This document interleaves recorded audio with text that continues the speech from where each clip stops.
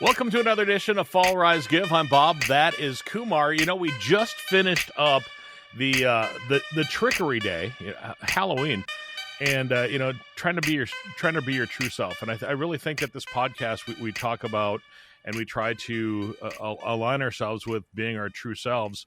And Kumar, I just wanted to say that the last couple of days, with everybody pretending to be somebody else and so everybody trying to be somebody different, you can see through costumes a lot of times. You really can. So I was working on Friday night, and some people came in with masks on and whatnot, and you couldn't tell who they were. I mean, they didn't make a sound. A couple people dressed up as the Scream character, that ghost. Yeah. And they brought a pen and paper with them, and they wrote down their order, and they put it on a piece of paper, and they held it in front of me, and then I said, well, I don't know who you guys are. Are you old enough? And they wrote down 32 and 30 and 35. And I'm like, okay. And I was trying to figure out who they were. And it's just weird. And then finally, and they ordered different drinks. They ordered something that they don't usually order. And finally, I'm like, you're Nick and Jess, aren't you? And they kind of looked at each other, and they shook their head like, no. And then it really was Nick, and it was these people who I thought they were, because people, even though they put on masks, they tend to show their true selves. Yeah.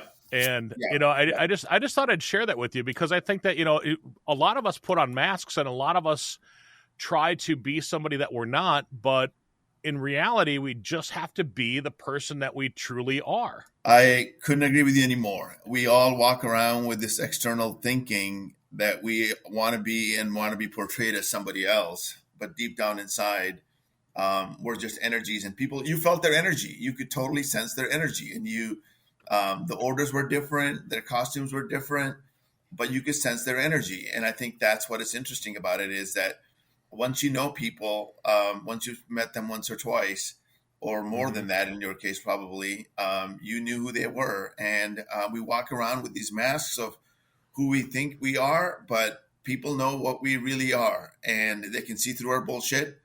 You can comment that out if you want to, but we have a lot of BS that we walk around with, and it's unique that people can tell the difference if we're lying or not, if we're what our values are, because our behavior and our actions, and it's you can't get away from who you truly are. Well, and honestly, I think that's really a lot of our lives, because I think a lot of times we pretend, like we're talking about, to be somebody else, but those that are closest to us can see right through it. And I think that like with us doing this podcast, for a long time I was going by Bartender Bob, and that's what I do for a living.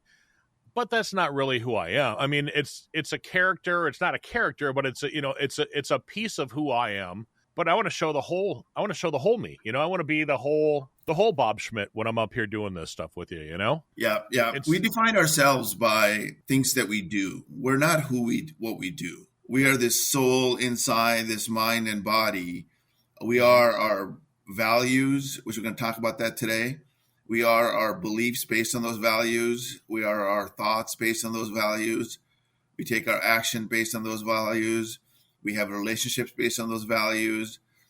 Things that really matter are things that we deep down inside value, and we're not living incongruent with them. Values are different than goals, right? Goals are things that you want to do. Value is who you are. And so that leads right into this conversation today about you are what you value, and everybody's different, right? I was hearing a story about this guy talking on a podcast, and his parents are both social workers, and they kind of shun away from the business world. They're like, the business stuff, the economics part of it, I don't really believe in it, or I'm not a capitalist or anything like that.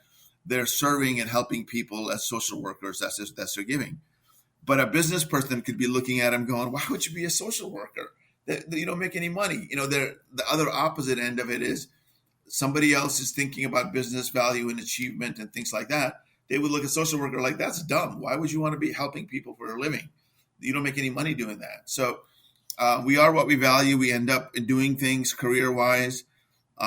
We end up doing things personal relationship-wise, spiritually, things that we value. And so, we'll talk more about that today. And being your true self is really trying to understand what you value and try to come up with things in a hierarchy of needs.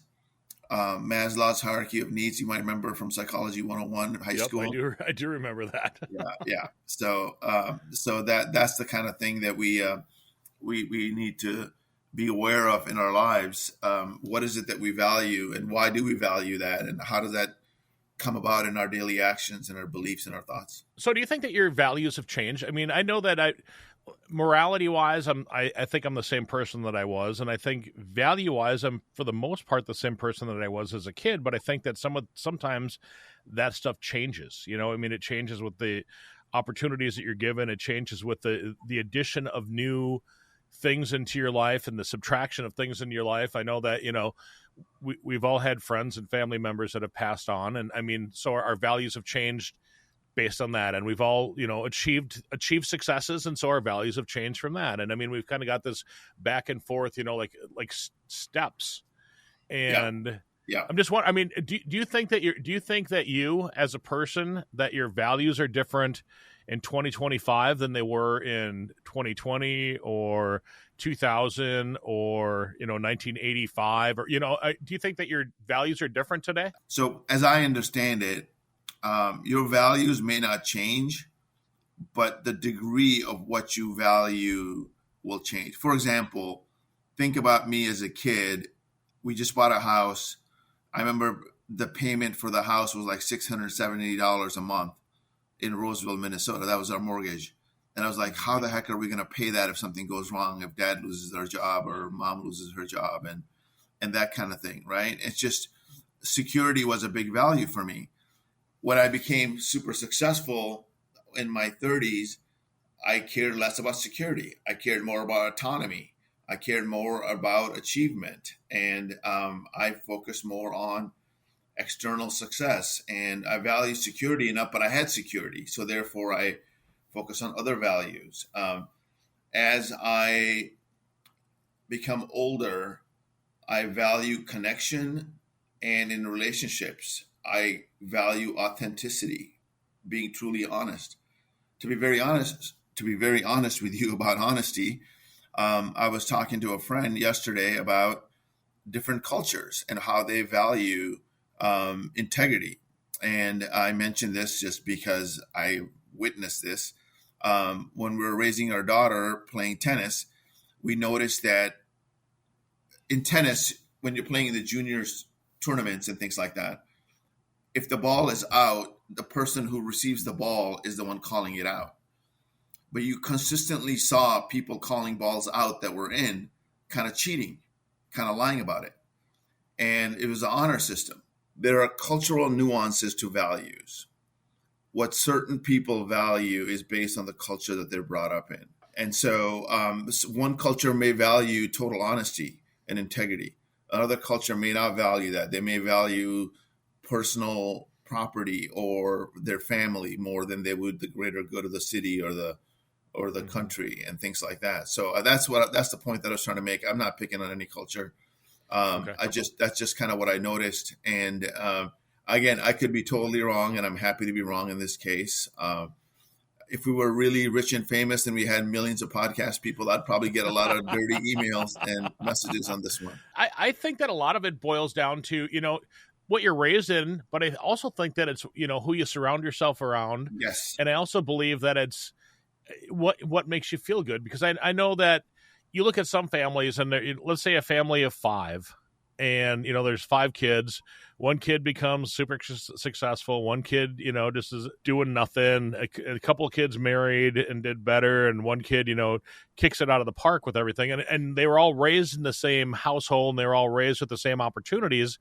But I think that we're all just wired a little differently. So, we're given the opportunities a lot, and we're giving the chances to do things either the right way or the wrong way.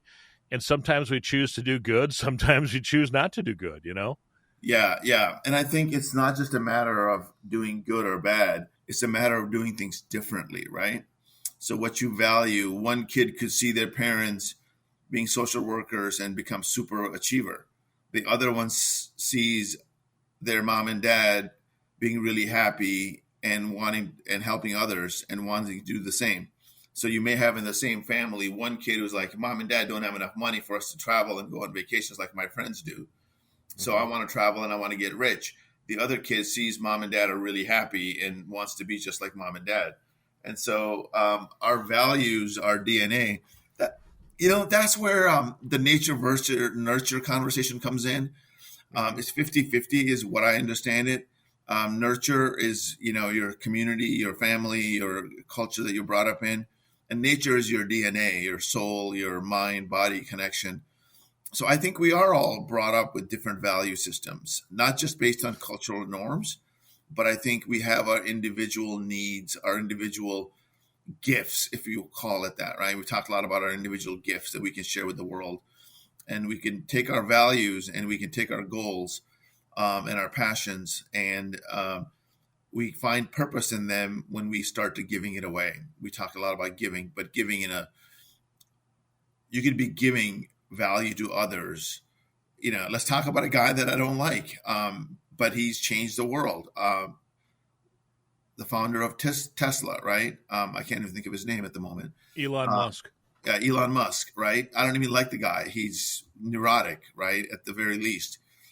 But he gave to the world, he believed in a vision of electric cars, and he accelerated that growth. Other companies had come up with electric cars. I remember the Chevy Volt was an early adopter of a car, but he made them so exotic and so advanced that people wanted to drive Teslas. And so he made it possible. So he gave that gift. He gave that to the world, and in return, the world gave him back billions. Right? He's the richest of the multi-billions. A lot of money. A lot of money. Yeah, I think he's worth like $100 billion plus. He's one of the richest, if not the richest guy in the world right now. But you give to the world your value of giving, your passion, your purpose, whatever it is, and society will give you back if it's a value that you provide through a product or a service. So what you value, you end up becoming.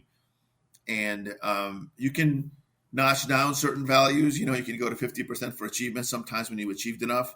And then you may work on connection. You maybe it's a circle. And if one part is achieving and it's out of the norm, then the other part might get imbalanced. If you're achieving and working super hard, achieving is your value, but your health is not good, then you're going to have to focus on health. And if your relationships are not good, then you have to work on connection. So those are the kind of things. But let's talk a little bit about our individual values, Bob. What are some of the values that you have that make you who you are? Well, I think that I value time, because there's only a finite amount of time that we have. I mean, time to me is probably the biggest value that we have, and loved ones. I really enjoy spending time with my adult children and their children. And I had the opportunity yesterday to do that. And, I know that we've talked in past about my my granddaughter spending time at Mayo about a month and a half ago with open heart surgery. I saw her yesterday for the first time in a week and a half. And when I walked into my son's house, he had us all over for dinner. Her eyes lit up and she said, "Papa." And she came running toward me just like and I mean, she's a little over a year old. She's 15 months, 16. But to have that happen, it was that right there, Kumar, encapsulated my whole life. I mean, that is what I value the most: the love, family, time. That basically wraps up all of my values in one. That's really powerful. Like, family is a big value for you, right? Connection with your family is a big value. Connecting with people. You connect with people through your radio career, through the podcast. You and I connected, and we missed each other when we didn't connect as often. And so I may not be family, but we did have this friendship that we developed and this bond, and the connection was missing at some point. I agree. I just want to interrupt you there for a second, because, family it's who you let into your life. I mean, you could be born into a family. Like I love my brothers. I love my mom and dad. Like you just mentioned that, we were doing these podcasts for a while, then we kind of stopped and we missed each other. And I missed you. So, I mean, you're part of my family now. You know what I mean? Yeah, totally. So, I mean, family just isn't people that you're born into the same family with. Family are the people I feel, the people that I let into my heart and let into my being, you know? They're the Yeah, people that I yeah, enjoy spending time with. yeah. And how you do that is through connection, right? So you value Exactly. Absolutely. connection is a big one. For me, the values that are really important are security. I need to be able to have certain level of security, that I'll have a roof on top of my head, that I'll have clothes and the ability to do certain things. And then the second thing I have is achievement, which is sometimes can be in conflict with each other. Sometimes to achieve certain things, you have to let go of security. You have to invest in certain things. And so that can be in conflict. And so I have to kind of say, okay, achievement is more important than security. Maybe achievement will give me security. A third one that I look for is that I think I used to want it more, but I don't as much anymore, is autonomy, ability to do things on my own. That's something that I've gotten down to probably 50%. It used to be like 100%. I wanted to be my own boss before, but now I don't. Connection is a big one. Family and connection are probably together for me in the value system. And so I tend to value those things really highly. But if you were to say connecting with people versus achievement, I probably would go towards achievement more. It's kind of sad, but that's how my DNA is built. Mm-hmm. I would focus on trying to achieve certain things that are meaningful purpose, right?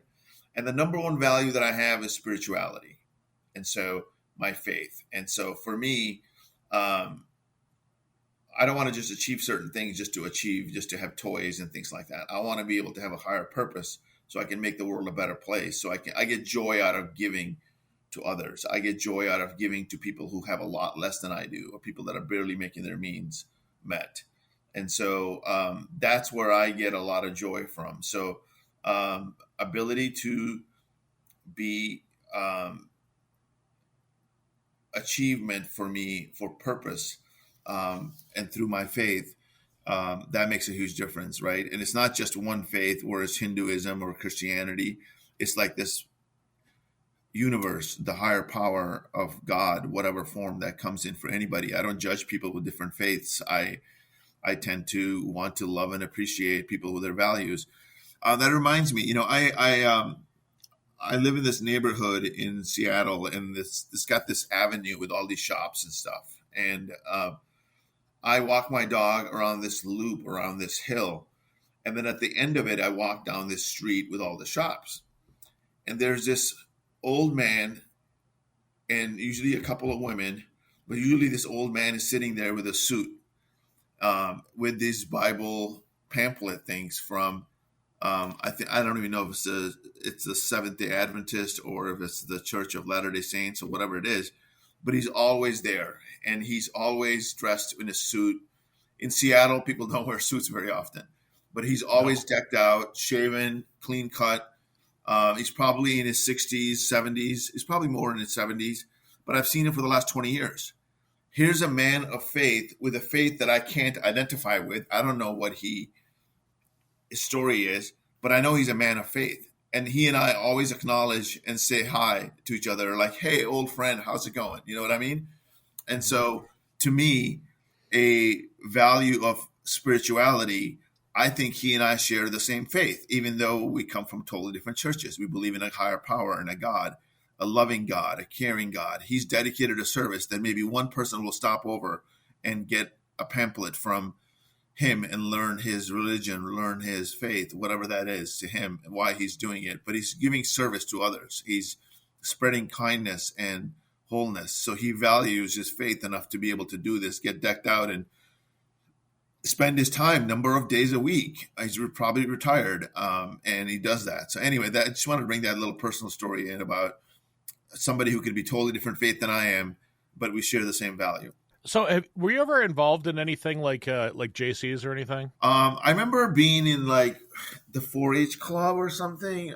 We went down for a few meetings. I think junior achievement, is that JC or just JA? I don't know what they call it. I think that's JA. So I was part of the junior. I was part of the JCs, and it was basically when I was in it. It was from like 21 to 40 years old. So I mean, I haven't been a part of it for a long time. But one of the we used to do the creed at the end, and it was like part of it was service to humanity is the best work of life.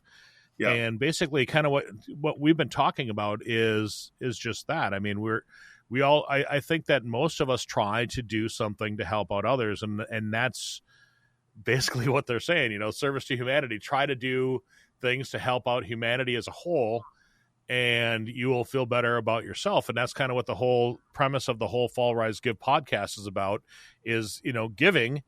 But it's not about the giving of cash. If you don't have the cash, it's about giving of your time, giving of yourself, giving of your gifts that you have that you're able to share with others. Yeah. And it's giving your values to others, right? Giving something of value to others. That's why I talked about the Tesla thing. He made a ton of money by giving electrical power vehicles a modern design, a modern application.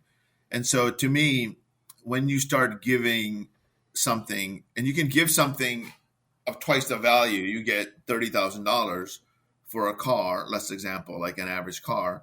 And then that's an old car. Cars nowadays are a lot more expensive. Yeah. Let's say you give $50,000 for a car, and you get in return this amazing vehicle, right? This advanced technology and all this cool stuff. You get this value. So giving value to others, giving something of service to others, doesn't mean it has to be giving for free either. And that's where the capitalistic market, it determines success, and is it successful as a societal thing that works for societies, is by people providing value to each other. And so understanding what your values are, understanding what things other people value, and then selling that value for something in return, or just giving for charity and making the world a better place. There's a multitude of ways of doing that. But I think we spent a lot of time talking about being grateful and giving. And so there's many different types of giving that you can take part in. And so it doesn't mean about money. It doesn't mean about just service and volunteer hours.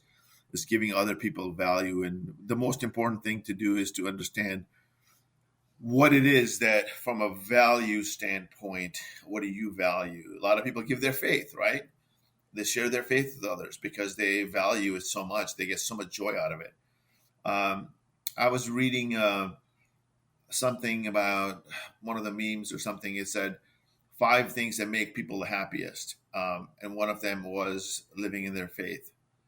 I think it's really important. I think it's something that people get community out of, people get love out of, people get service out of, and it makes us whole as a person. And so I forgot what the other things were, but I got a feeling that exercise was one of them and music was another. Stupid exercise. Exactly. Stupid exercise. Exactly. It's fun. So when we started doing this podcast a couple of years ago, I was just starting my quest to starting back on my quest to getting back into shape. And I'm not in any shape per se, but I work out 3-4 times a week. And wow. Honestly, I feel a lot better. And you look at me, you're like, oh, that guy's just a fat old whatever. But it's like I move pretty well for being a big guy. You know what I mean? I can work, and I can stand for 10 hours at work and not be fatigued. And I think exercise is a huge thing, and something that we all need to do more of. I think, get out there and walk, get out there and, shadow box, jump rope, do some cardio, whatever that is, that's just do something. Yeah. Do something. I think the valuing of health is probably something that I should add to mine. I do value. I worked out for an hour yesterday. Like I said, I'm down here for a funeral. I didn't get a walk, but as soon as we're done with the podcast, I'm going to go for a beach walk here. I'm in a beach town called Seaside, Oregon. You've heard me talk about Cannon Beach and Seaside before. And so I'm going to walk up and down the beach to exercise, get my body moving. It's really important to me. Health is another value that I care about a lot.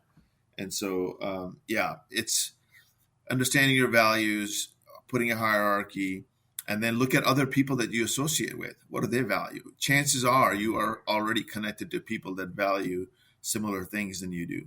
Otherwise, you wouldn't be hanging out with them. That's the interesting thing, right? And so, Yeah. and sometimes when you get in a relationship or a new relationship, you got to think about, hey, what do you really value? How do you can be direct to asking them, they may not know. And for me, it applies to work as well. I have a saying that when I work, I bring a certain amount of value to the table, and I have kind of like a mission statement. And I basically say that I'm a servant leader who gets stuff done through collaboration, right? And so I get stuff done by being resourceful. But I'm ultimately a leader who's high performance and who gets stuff done. That's what I'm known for. And so you want something done, you hand it off to me. That's how I brand myself. And so that's the value about caring and getting things done. And so anyway, that's my topic for today. Well, actually, I was going to ask you, so the people that are, we've talked a little bit about our values and, other people's values. How do we align those values? I think we should probably just end on something like that. How do we align the things in our lives to be more value driven for ourselves and value added for other people? It's interesting that you talk about that. We talk about the Hindu chakra system, right? And we've talked about it, and we're going to continue talking about it. People probably get sick of us talking about it. But number one value for the root chakra is acceptance. Accepting yourself for who you are, accepting others where they're at, being grounded, right? Being in a place of calm, centered, loving place. Second, valuing desire, achievement, whatever the wants are. So going through the chakra system all the way up to gratitude and abundance. Communication and relationships, valuing relationships is the fifth chakra. Intuition, your self-love, your divine love, your faith. That's a big one. Your true power, your health, the solar chakra, right? So you can just up and down, aligning yourself. We talked about the meditation that we've done. Go listen to our podcast about aligning with the chakras. We talk about breathing exercises, the Raj Pranayam, where you breathe through your nose for 4 seconds. And then you hold it in for 16 seconds and you exhale slowly for 8 seconds, doing that 10 times. And then, read our book. My book is coming out sometime in 2027. And it'll be we're skipping 26 altogether. Let's go 27. But no, listen to this podcast. You'll get the gist of it. But aligning with our values means aligning with the chakras for your individual body, right? Your mind, body, and soul. Thank you for joining us on this episode of Fall, Rise, Give, where we explore stories of resilience, growth, and giving back. If you enjoyed today's episode, please visit our website at www.fallrisegive.com. Also, consider subscribing to our podcast on your favorite platform and leaving us a review. Your feedback helps us to continue to bring you inspiring stories. Stay tuned for our next episode, and remember, every fall is a chance to rise, and every rise is an opportunity to give. Until next time, keep falling, rising, and giving. This is Fall, Rise, Give, produced by podcastforhire.com. Thank you for listening.